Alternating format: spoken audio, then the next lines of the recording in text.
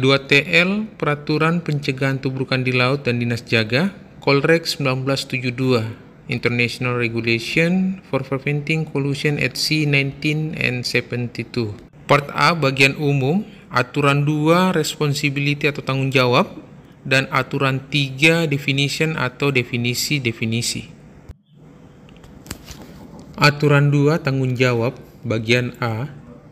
Tidak ada suatu apapun dalam aturan-aturan ini akan membebaskan setiap kapal atau pemiliknya, nahkoda atau awak kapalnya atas akibat-akibat setiap kelalaian untuk memenuhi aturan-aturan ini, atau atas kelalaian terhadap setiap tindakan berjaga-jaga yang dipandang perlu menurut kebiasaan pelaut atau terhadap keadaan-keadaan khusus di mana kapal itu berada. Bagian B, dalam menafsirkan dan memenuhi aturan-aturan ini, harus benar-benar memperhatikan semua bahaya navigasi dan bahaya tubrukan, serta setiap keadaan khusus termasuk keterbatasan dari kapal-kapal yang terlibat, yang dapat memaksa menyimpang dari aturan-aturan ini untuk menghindari bahaya mendadak. Jadi isi pokok dari aturan 2, yang pertama, tidak membebaskan tanggung jawab, yaitu tidak ada dalam peraturan ini yang membebaskan kapal, nahkoda, atau kru dari tanggung jawab akibat tidak bertindak sesuai dengan peraturan ini, atau dari akibat kelalaian dalam bernavigasi. Yang kedua, pengecualian untuk keselamatan.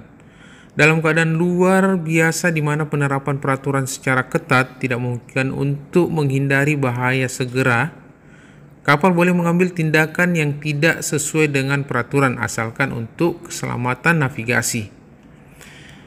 Inti pemahaman yang pertama, setiap awak kapal bertanggung jawab penuh atas keselamatan pelayaran bahkan jika mereka mengikuti peraturan. Yang kedua, dalam kondisi darurat, kreativitas dan inisiatif diperlukan demi mencegah kecelakaan atau tubrukan. Contoh kasus, jika dua kapal mengikuti semua aturan tetapi kondisi cuaca ekstrim mengancam terjadinya tubrukan atau tabrakan, kapal boleh menyimpang dari aturan untuk menghindari tubrukan, dan tindakan itu sah selama untuk keselamatan. Aturan 3, definisi-definisi umum. Untuk maksud aturan-aturan ini kecuali di dalamnya diisyaratkan lain. Bagian A, kata kapal mencakup setiap jenis kendaraan air, termasuk kapal tanpa benaman atau displacement, dan pesawat terbang laut yang digunakan atau dapat digunakan sebagai sarana angkutan di air. B, istilah kapal tenaga berarti setiap kapal yang digerakkan dengan mesin.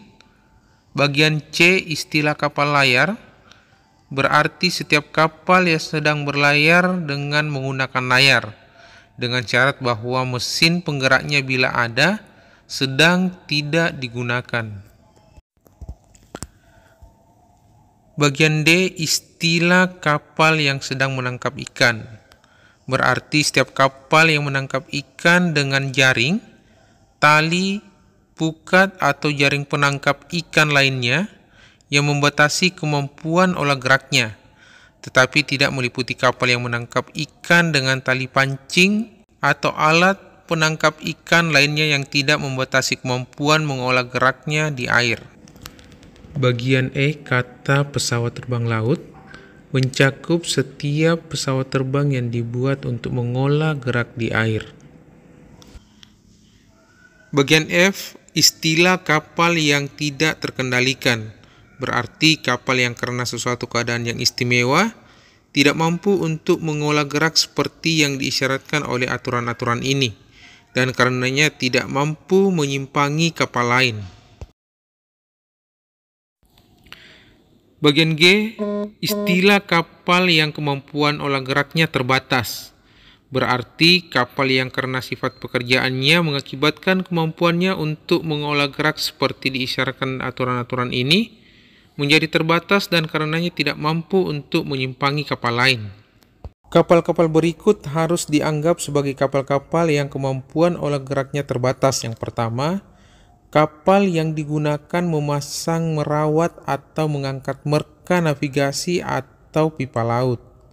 Yang kedua, kapal yang melakukan kegiatan pengerukan, penelitian, atau pekerjaan-pekerjaan di bawah air. Yang ketiga, kapal yang melakukan pengisian atau memindahkan orang-orang, perbekalan, atau muatan pada waktu sedang berlayar. Keempat, kapal yang sedang meluncurkan atau sedang mendaratkan kembali pesawat terbang.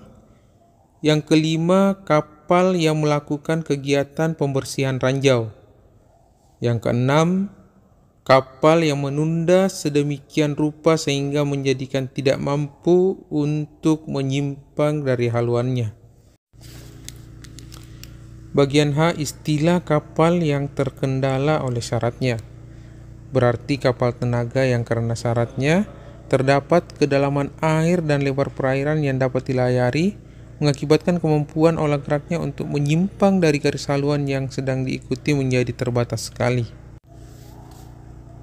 Istilah sedang berlayar berarti kapal tidak berlabuh jangkar atau diikat pada daratan atau kandas. Bagian J, kata panjang dan lebar. Dari sebuah kapal masing-masing berarti panjang keseluruhan dan lebar terbesarnya. Bagian K, kapal dianggap dapat saling melihat jika masing-masing dapat melihat secara visual dari kapal lainnya. Bagian I, istilah jarak pandang terbatas berarti kondisi di mana jarak pandang terbatas oleh kabut, embun, salju yang turun, hujan lebat, badai pasir, atau sebab serupa lainnya. Bagian M, istilah wing-in ground craft berarti kendaraan multimodal yang dalam mode operasional utamanya terbang sangat dekat dengan permukaan menggunakan efek permukaan.